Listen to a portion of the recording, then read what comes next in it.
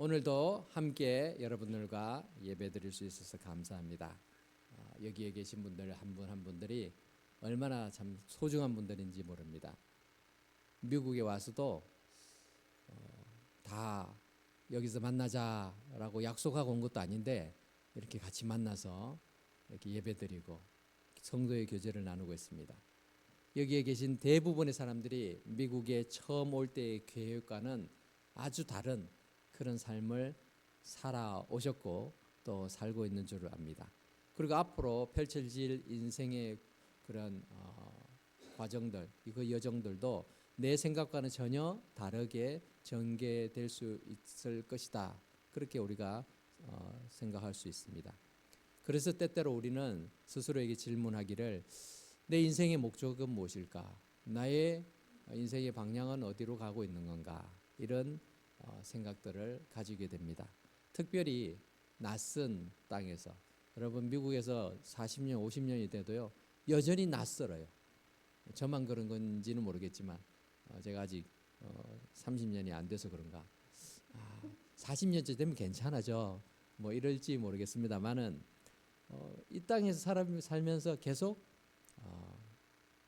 이민자의 모습 우리가 늘 체감하고 살 것 같습니다. 성경은 이 땅을 살고 있는 모든 사람들에게 역사하시는 하나님의 계획과 섭리를 보여주시면서 오늘 우리의 삶 속에서도 하나님께서 준비하신 계획이 있다라는 것을 보여줍니다. 오늘 말씀을 통해서 우리 인생을 향하신 하나님의 마음 그리고 하나님의 계획을 우리가 한 분이라도 더 깨달아서 하나님께서 우리 삶 가운데서 역사하심을 우리가 경험하고 또 그분을 만나고 그분과 함께하는 그런 의미에 있는 인생으로 살아갈 수 있으면 좋겠습니다. 지난주에 이어서 우리가 사도행전 2장을 보고 있습니다. 오순절이라는 유대인의 명절 때 예수님께서는 약속하신 하나님의 성령 하나님을 이 땅에 보내주셨죠. 그래서 함께 모여서 기도하던 120여 명의 예수님의 제자들이 바람같이 또 불같이 임하시는 그 성령을 경험합니다. 성령으로 충만해진 제자들은 나가서 놀라운 소식을 전하기 시작했습니다. 이 120여 명의 사람들이 각각 다른 언어로 말하는 이상한 현상이 발생합니다.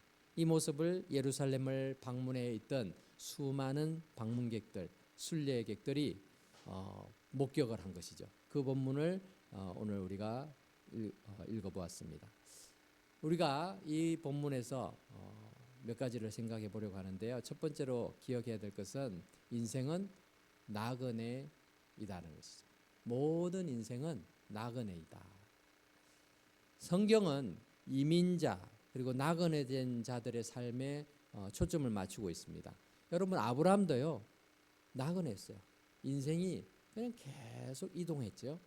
자기 본토 아비집을 떠나서 멀리 하란이라는 곳으로 가서 거기서도 자기 아버지가 죽고 그 이후에 또 다시 가서 간 곳이 결국 하나님이 말씀하신 그 가나안 땅이었죠. 요셉도 그랬습니다. 요셉도 뭐 잘 정착해서 사는 것 같았지만 아주 어린 나이에 형들의 미움을 받아서 팔려갔죠. 외국으로 팔려갑니다.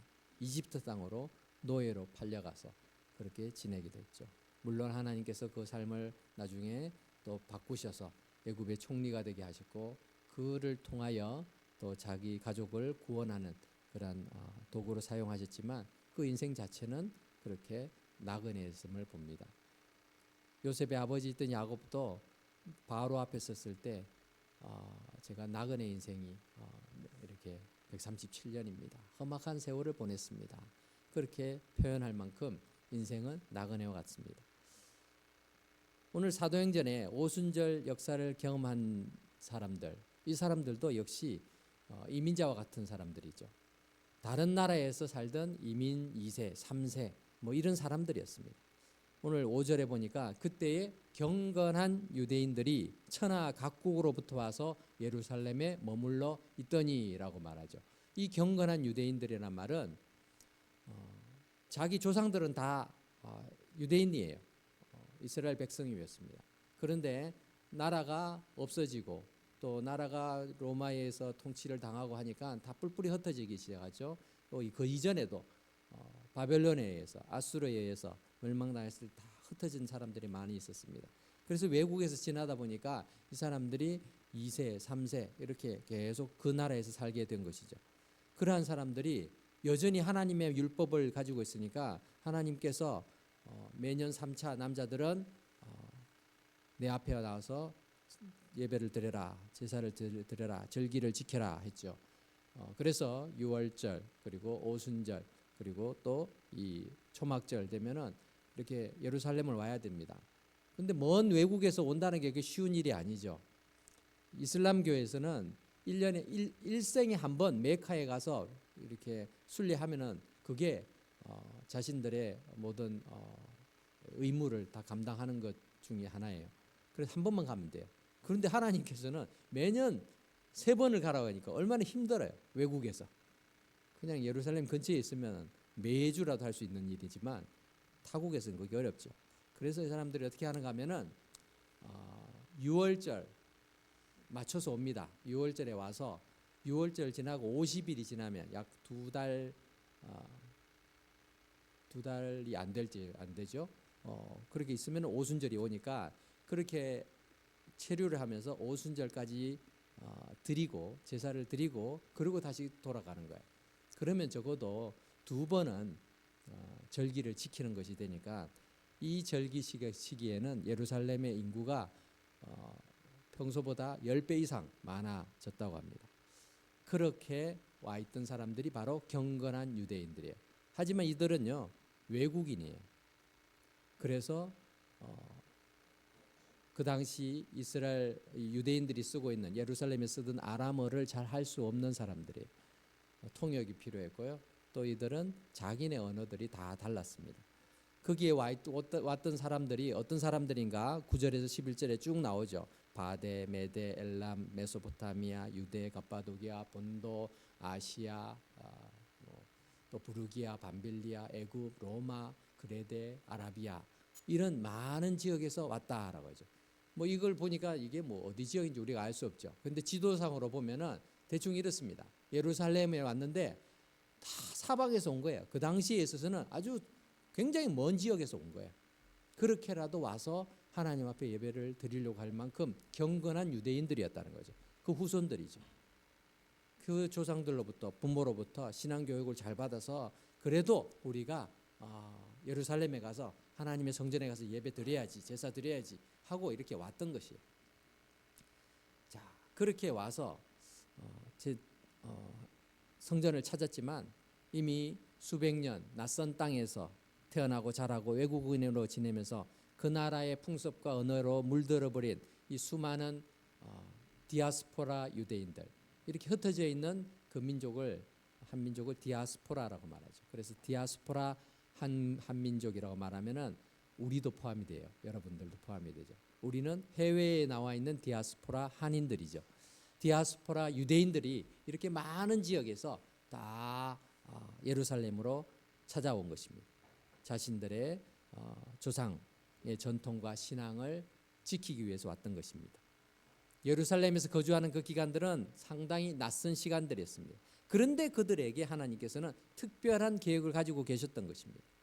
인생은 참 나그네 같다라는 이야기를 많이 듣죠. 그래서 노래도 그런 이야기를 들어본 것 같아요. 그죠? 뭐 인생은 나그네 길 뭐 이런 노래 있죠. 저는 잘 모르는데 뭐 나훈아도 뭐 인생길 나그네길 뭐 이런 제가 유행가 중에 찾아보니까 그런 게 있더라고요. 사나이 한번 나서 고향에만 살 수 있나 젊을 때라면 고생을 사자 뭐 이러면서 하는 노래랍니다. 근데 성경도 인생은 나그네 길이라고 나그네라고 말하죠. 베드로전서 2장 11절에 보면은 사랑하는 자들아 거류민과 나그네 같은 너희를 권하노니 우리는 나그네 같은 인생이다라고 말하고 있죠. 그런 인생을 우리는 살아갑니다. 그런데 그 잠깐 머무는 이 땅에서 우리는 너무 많은 것을 얻으려고 해요. 이 땅에서 모든 것을 가져야 된다고 생각합니다. 그런데 그게 아니라는 거죠. 이 땅은 지나가는 시간이죠. 그 지나가는 인생, 어떻게 보면은 이민자로서 이곳에 온 인생이 여러분들이 생각할 때 성공한 인생이라고 생각할 수도 있지만, 어떻게 보면은 내 계획과 목적과 달랐기 때문에 실패한 인생이라 생각할 수도 있을 것입니다. 하지만 더 중요한 것은 하나님께서는 그런 우리의 나그네 인생 속에 찾아오셨다라는 것입니다. 찾아오셔서 우리를 만나 주셨기에 우리는 그 하나님을 만났다면 성공한 인생인 줄 믿습니다. 잠시 파견 나가 있는 사람이 그때 거기서 모든 걸 잘 지내는 게 중요하지 않아요. 돌아갈 곳이 더 중요한 것이죠. 잘 돌아가기 위해서 열심히 파견된 자리에서 일을 하고 있는 것뿐입니다. 우리도 이 땅에 잠시 와 있는 인생이에요. 잠시 세상에 살지만 그 인생이 하나님께 돌아가야 된다라는 것을 기억한다면은 우리가 이 자리에 있는 목적을 바로 기억할 수 있을 줄 믿습니다. 두 번째로 하나님께서는 길을 보여주시는 분이십니다. 하나님께서는 사도들과 제자들에게 성령을 부어주심으로 말미암아 다른 방언으로, 다른 외국어로, 이 사도행전 2장에 있는 이 방언은 그냥 아무도 못 알아듣는 방언이 아니에요. 외국어입니다. 외국어. 외국어를 말하게 됐어요. 외국어를 배우지도 않았는데 외국어를 하게 된 거예요. 그렇게 말씀을 전하게 되었습니다. 그들을 사용해서 이 오순절 기간 예루살렘에 모여있던 전 많은 지역에 있는 디아스포라 유대인들에게 그들이 태어난 곳의 방언으로 말을 하게 했죠. 복음을 선포하게 했습니다. 6절에 보니까 이 소리가 나매 큰 무리가 모여 각각 자기의 방언으로 제자들이 말하는 것을 듣고 소동하여. 이건 충격적인 일이었어요. 왜 그렇습니까? 7절에 다 놀라 신기하게 여겨 이르되 보라, 이 말하는 사람들이 다 갈릴리 사람이 아니냐. 갈릴리 저 촌지방, 시골 사람들 아니냐. 해외 유학, 해외 경험, 연수 한 번도 해보지도 않은 사람들인데 이 사람들이 어떻게 우리 지역 말을 알지? 라는 거예요. 8절에 우리가 각각 우리 각 사람이 난곡 방언으로 듣게 되는 것이 어찌미냐? 어찌 된 것인가? 이해가 안 되는 거죠. 그 중에서는 또 어떤 사람은 또 메대 방언을 하고, 어떤 사람은 저기 또 다른 엘람 방언을 하고, 메소포타미아 방언, 이렇게 다 다른 언어로 말을 하고 있는 거예요. 하나님께서는 왜 오순절에 왜 제자들이 각국의 언어로 말할 수 있게 하셨을까요? 예루살렘을 방문한 수많은 외국 태생의 유대인들, 그리고 유대국 개종자들에게 생명의 길을 알려주시기 위해서였습니다. 만일 그들이 자기네 땅에서, 자기가 살고 있는 지역에서 자기 언어로 똑같은 말을 들었어도요, 별로 대수롭지 않게 생각했을 수도 있어요. 그렇죠? 그리고 또 예루살렘에 방문했을 때 자신들의 부모 조상들이 사용했던 히브리어, 아람어로 제자들이 이 갈릴리 출신의 제자들이 자기들이 편한 말로 그냥 설명을 했으면 못 알아들으니까 그냥 무시하고 지나갔을 수도 있어요. 그런데 하나님께서는 예루살렘 한복판에서 여러 나라의 언어를 동시에 수많은 사람들이, 제자들이 막 이야기하니까 관심을 가지게 되는 거죠. 그렇게 하면서 그들의 귀와 마음의 문을 열게 하신 것입니다. 또한 하나님께서는 그들이 처한 환경에서 하나님의 일에 참여할 수 있는 길을 허락하신 것입니다. 그들 중에 많은 사람들이 자기 나라로 돌아가서 예수님에 대한 복음을 나누었습니다. 그리고 12사도들과 제자들이 그곳에 도착하기도 전에, 가보지도 않았는데도 교회가 세워진 것도 있었습니다. 사도 바울이 로마에 보내는 편지가 바로 로마서입니다. 근데 로마에 가기 전에 사도 바울은 로마에 편지를 보내는데 로마에 이미 그리스도인들이 있는 거예요. 어떻게 그리스도인들이 생겼을까? 아마도 오늘 이 본문에도 로마에서 온 사람들도 있었다고 하죠. 이 사람들이 가서 복음을 전하고 교회가 세워진 것입니다.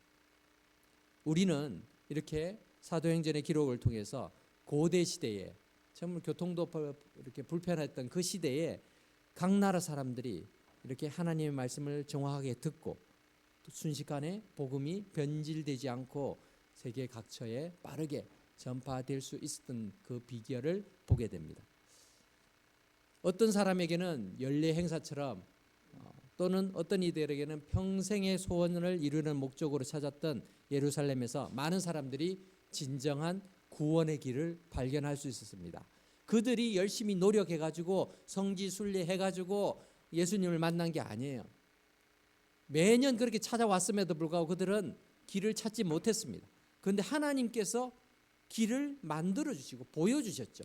제자들 통해서 그들의 난곡 방언으로, 난곡 자신들의 언어로 말을 하게 함으로 그들이 듣게 만들으셨습니다.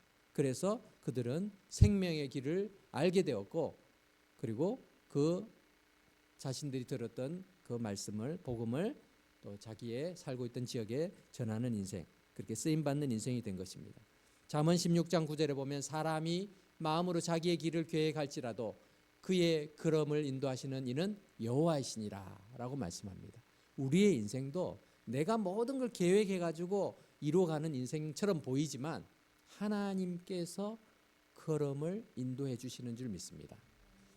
시편 37편 5절에서 너의 길을 여호와께 맡기라 라고 말씀합니다. 하나님 앞에 우리의 인생길을 맡기면 하나님의 그 길을 따라가면은 우리의 길이 순조로운데, 내가 내 마음대로 가려고 하면요 오히려 꼬일 때가 더 많아요.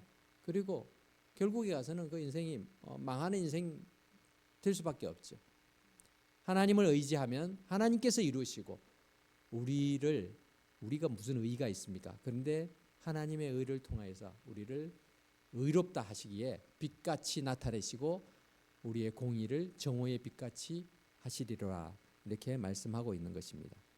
하나님께서는 우리에게도 길을 보여주셨습니다. 아니, 생명의 길로 우리를 인도하셨기에 우리 여러분들과 제가 이 자리에 앉아 있는 줄 믿습니다. 그렇게 하신 하나님의 목적은 단순히 나 혼자 예수님 잘 믿고 천국 가라고 하시는 것이 아니라는 것입니다.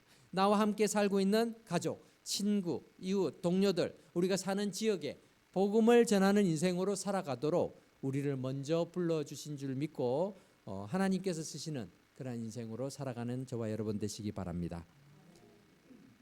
마지막으로 우리가 이 본문을 보면서 선택은 스스로의 몫인 것을 봅니다.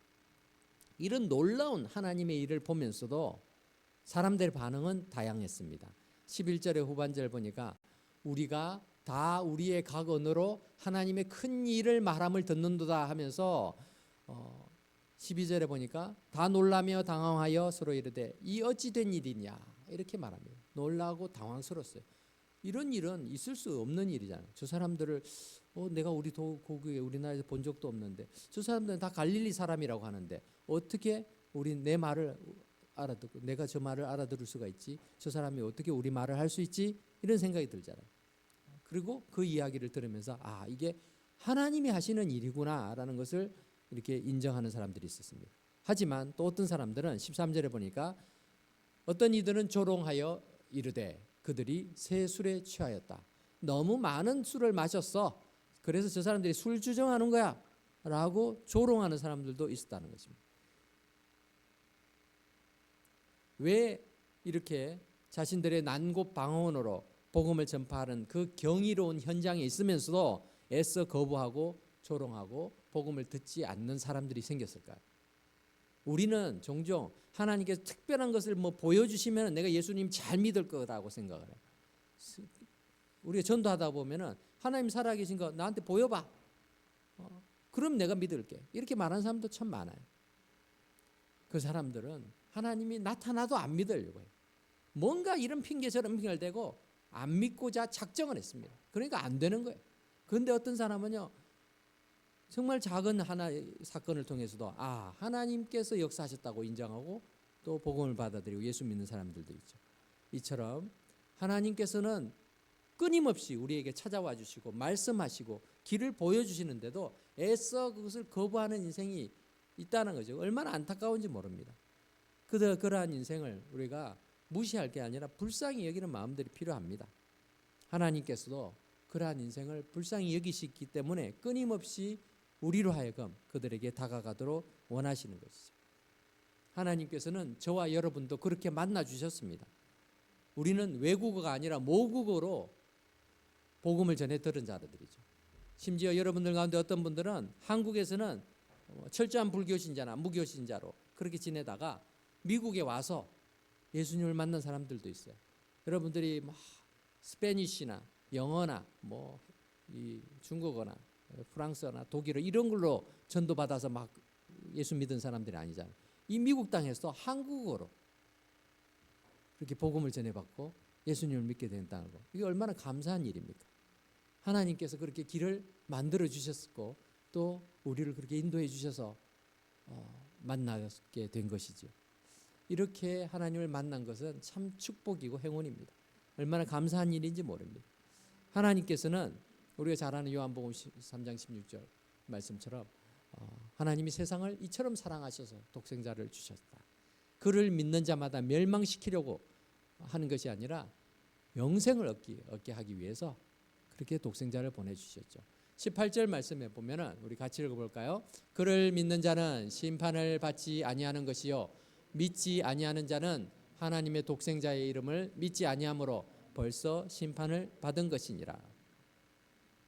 우리가 믿을 때에 심판을 받지 않고 믿지 않는 자는 이미 심판받은 존재다. 그 심판에서 헤어날 방법이 없는 거예요.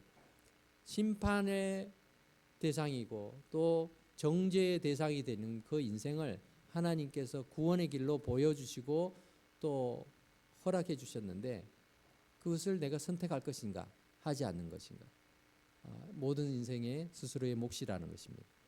이러한 생명의 길을 선택한 여러분은 이미 성공한 인생인 줄 믿습니다. 하나님께서 인생을 위해서 준비하신 길은 생명의 길인데 이것은 세상에서의 성공을 의미하는 것은 아닙니다. 세상의 지위가 천국의 자리를 보장해 주지 않습니다. 세상의 상급이 천국의 상급을 보장하지 않습니다. 세상의 일을 무시하라는 이야기가 아니라 천국의 상급을 우리가 사모해야 된다라는 것입니다. 하나님께서는 우리에게 특별한 계획을 가지고 계십니다. 그래서 우리를 먼저 예수 믿게 하신지도 모릅니다. 우리가 예수를 믿게 되었다, 우리 가족들이 아직 예수님을 믿지 않는다라는 것은 나에게 하나님 먼저 은혜를 베푸신 거예요. 그래서 나를 통해서 그 은혜가 그들에게까지 흘러 넘치도록 우리를 또 사용하시고 우리에게 그 일을 맡기기를 원하시는 것입니다. 내가 아니면은 할 수 없기 때문이 아니에요. 우리를 통해서 그 하나님의 놀라운 축복을 경험하도록 우리를 불러주신 것입니다. 여러분 자신에게 맡겨지신 일은 무엇입니까? 하지 않아도 하나님의 나라가 망하는 거 아닙니다. 아유, 내가 뭐 늙어서 나이가 많아서 병이 들어서 또 가난해서 할 수 있는 일이 없다라고 생각해서 안 하면은 하나님은 그러면 다 아유, 네가 안 하니까 나도 못 한다 그리고 쉬실까요?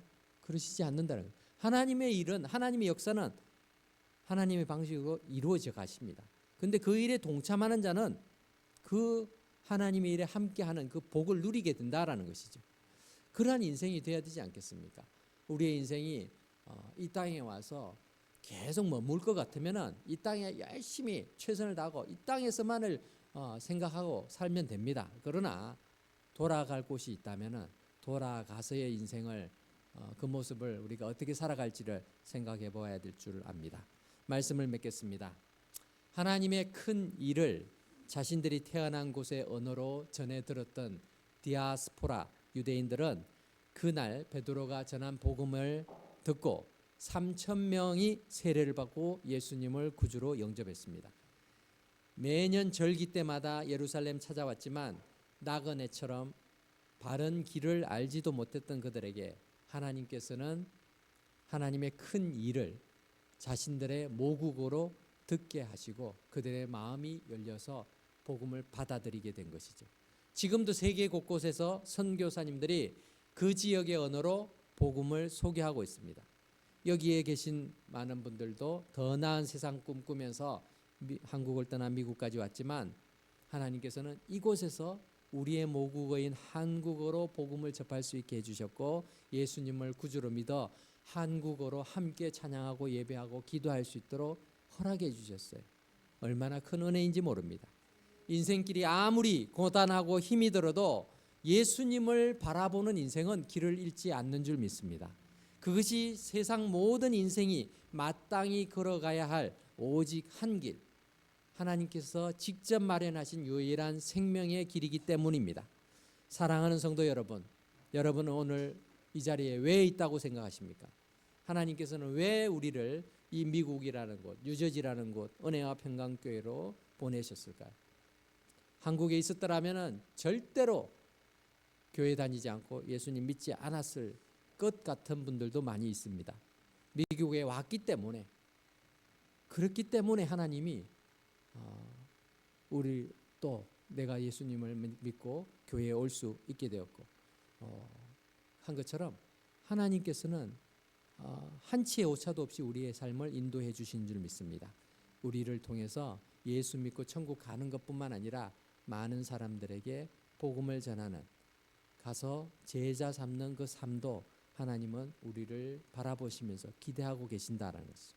주님 앞에 섰을 때 하나님, 내가 부족하지만 열심히 파견 생활 잘하고 왔습니다. 파견 근무 열심히 잘하고 왔습니다. 본향에 섰을 때 주님 앞에 그렇게 고백할 수 있는 그러한 인생이 될 수 있도록 나그네이지만 길을 잃지 않고 바른 길을 걸어가며 바른 길을 또 소개하는 저와 여러분 될 수 있기를 주의 이름으로 축원합니다. 기도하겠습니다.